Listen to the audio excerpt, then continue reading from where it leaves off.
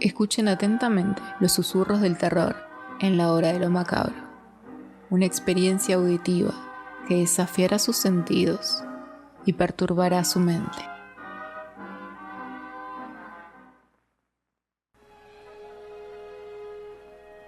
El huésped. Nunca olvidaré el día en que vino a vivir con nosotros. Mi marido lo trajo al regreso de un viaje.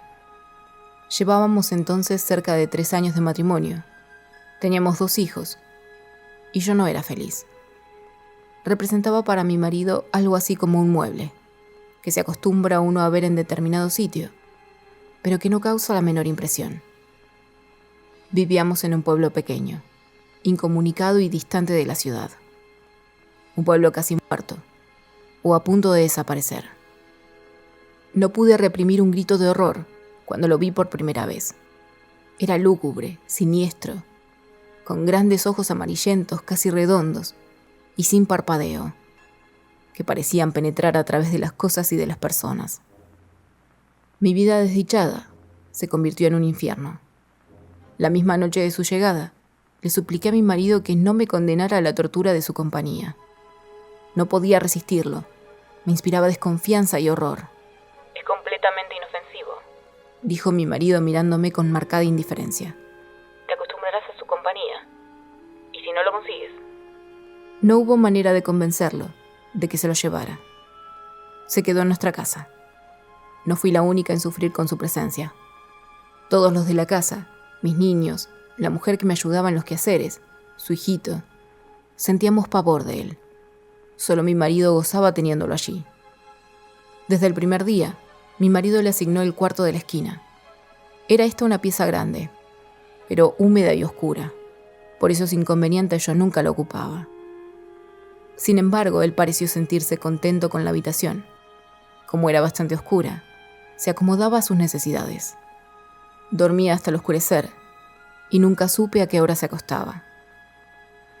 Perdí la poca paz de que gozaba en la casona.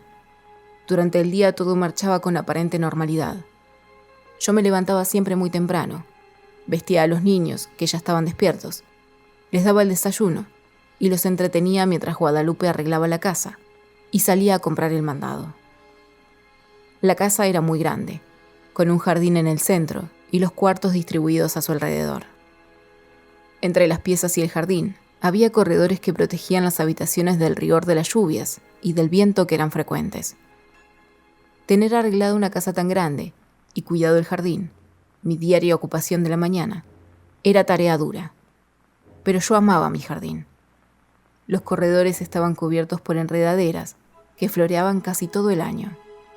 Recuerdo cuánto me gustaba por las tardes sentarme en uno de aquellos corredores a coser la ropa de los niños, entre el perfume de las madreselvas y de las bugambillas.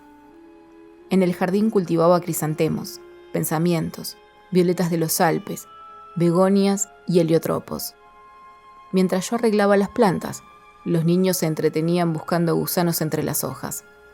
A veces pasaban horas, callados y muy atentos, tratando de conseguir las gotas de agua que se escapaban de la vieja manguera. Yo no podía dejar de mirar de vez en cuando hacia el cuarto de la esquina. Aunque pasaba todo el día durmiendo, no podía confiarme. Hubo veces que cuando estaba preparando la comida, veía de pronto su sombra proyectándose sobre la estufa de leña. Lo sentía detrás de mí. Yo arrojaba al suelo lo que tenía en las manos y salía de la cocina corriendo, gritando como una loca. Él volvía nuevamente a su cuarto, como si nada hubiera pasado. Creo que ignoraba por completo a Guadalupe.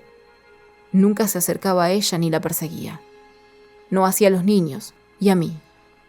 A ellos los odiaba y a mí me acechaba siempre. Cuando salía de su cuarto, comenzaba la más terrible pesadilla que alguien pueda vivir. Se situaba siempre en un pequeño cenador, frente a la puerta de mi cuarto. Yo no salía más. Algunas veces, pensando que aún dormía, yo iba hacia la cocina por la merienda de los niños.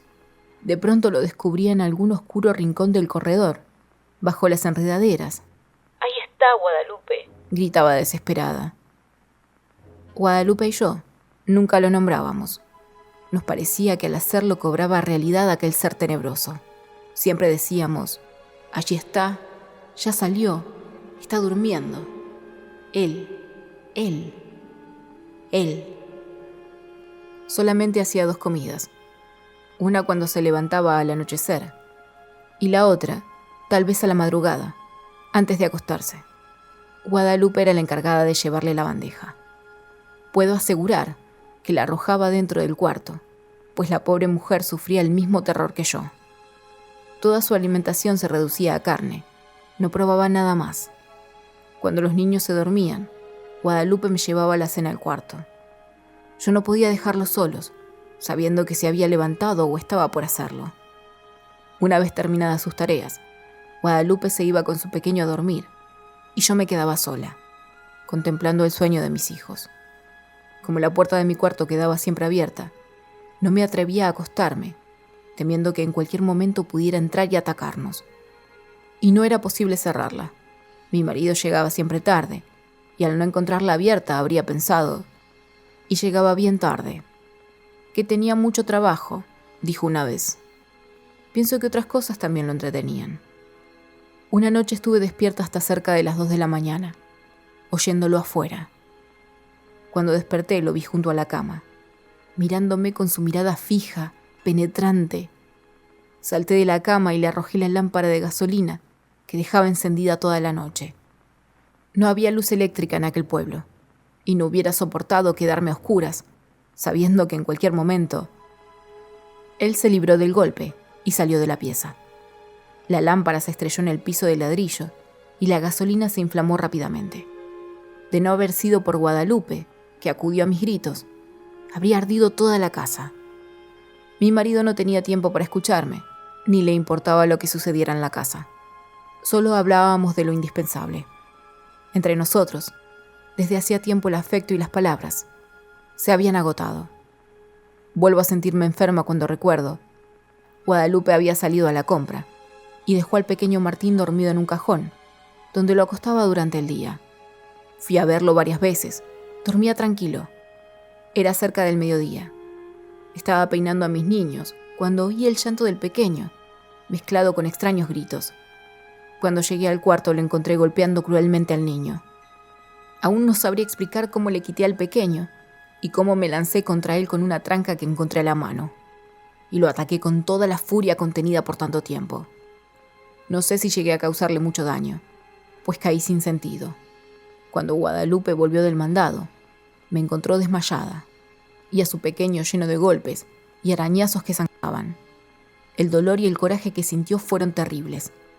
Afortunadamente el niño no murió y se recuperó pronto. Temí que Guadalupe se fuera y me dejara sola. Si no lo hizo fue porque era una mujer noble y valiente, que sentía gran afecto por los niños y por mí. Pero ese día nació en ella un odio que clamaba venganza. Cuando le conté lo que había pasado a mi marido, le exigí que se lo llevara, alegando que podía matar a uno de nuestros niños, como trató de hacerlo con el pequeño Martín. Cada día estás más histérica. Es realmente doloroso y deprimente contemplarte así. Te he explicado 1000 veces que es un ser inofensivo. Pensé entonces en huir de aquella casa, de mi marido, de él. Pero no tenía dinero y los medios de comunicación eran difíciles. Sin amigos ni parientes a quienes recurrir, me sentía tan sola como un huérfano. Mis niños estaban atemorizados, ya no querían jugar en el jardín y no se separaban de mi lado. Cuando Guadalupe salía al mercado, me encerraba con ellos en mi cuarto. Esta situación no puede continuar, le dije un día a Guadalupe. Tendremos que hacer algo y pronto, me contestó. ¿Pero qué podemos hacer las dos solas? Solas es verdad, pero con un odio... Sus ojos tenían un brillo extraño. Sentí miedo y alegría. La oportunidad llegó cuando menos la esperábamos. Mi marido partió para la ciudad a arreglar unos negocios. Tardaría en regresar, según me dijo, unos 20 días. No sé si él se enteró de que mi marido se había marchado, pero ese día despertó antes de lo acostumbrado y se situó frente a mi cuarto. Guadalupe y su niño durmieron en mi cuarto y por primera vez pude cerrar la puerta. Guadalupe y yo pasamos casi toda la noche haciendo planes. Los niños dormían tranquilamente. De cuando en cuando oíamos que llegaba hasta la puerta del cuarto y la golpeaba con furia. Al día siguiente dimos de desayunar a los 3 niños y para estar tranquilas y que no nos estorbaran en nuestros planes, los encerramos en mi cuarto. Guadalupe y yo teníamos muchas cosas por hacer y tanta prisa en realizarlas que no podíamos perder tiempo ni en comer. Guadalupe cortó varias tablas grandes y resistentes, mientras yo buscaba martillo y clavos. Cuando todo estuvo listo, llegamos sin hacer ruido hasta el cuarto de la esquina. Las hojas de la puerta estaban entornadas. Conteniendo la respiración, bajamos los pasadores. Después cerramos bien la puerta con llave y comenzamos a clavar las tablas hasta clausurarla totalmente. Mientras trabajábamos, gruesas gotas de sudor nos corrían por la frente. No hizo entonces ruido. Parecía que estaba durmiendo profundamente. Cuando todo estuvo terminado, Guadalupe y yo nos abrazamos llorando. Los días que siguieron fueron espantosos. Vivió muchos días sin aire, sin luz, sin alimento. Al principio golpeaba la puerta tirándose contra ella. Gritaba desesperado, arañaba. Ni Guadalupe ni yo podíamos comer ni dormir. Eran terribles los gritos. A veces pensábamos que mi marido regresaría antes de que hubiera muerto. Su resistencia fue mucha. Creo que vivió cerca de 2 semanas. Un día ella no se oyó ningún ruido, ni un lamento. Sin embargo, esperamos 2 días más, antes de abrir el cuarto. Cuando mi marido regresó, lo recibimos con la noticia de su muerte, repentina y desconcertante.